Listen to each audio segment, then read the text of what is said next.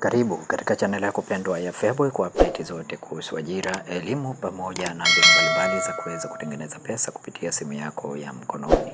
Katika video ya leo tutakwenda kuangalia tangazo la nafasi za kazi ya halmashauri ya wilaya ya Kigoma. Nafasi zilizoweza kutangazwa ni nafasi 6 ambazo ni dereva daraja la pili nafasi 3 na mwendesha ofisi daraja la pili nafasi 3.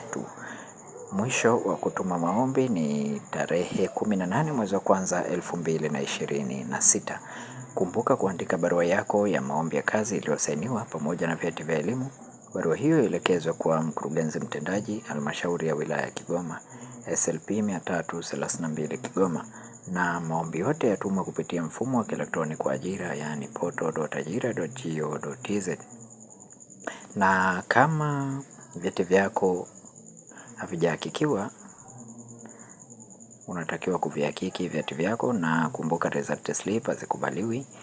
Uwe na vyeti vyako halisi au original certificate, lakini pia uwe na CV yako ambayo ina namba za simu za kuaminika na zinazopatikana, lakini pia uwe na email pamoja na majina ya referees watatu wa kuaminika.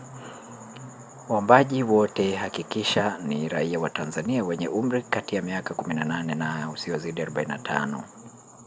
Lakini kitu cha muhimu kwamba ni kama hauna cheti cha kuzaliwa, hakikisha una cheti cha kuzaliwa kabla ya kuomba nafasi hizi, na kama cheti chako ni cha zamani hakikisha umekibadilisha na kuwa cheti kipya. Lakini pia kwa wale ambao ni mara yenu ya kwanza kuingia katika channel ya Feaboy, tafadhali bonyeza neno subscribe, like video hii na share video hii kwa wengine wengi zaidi.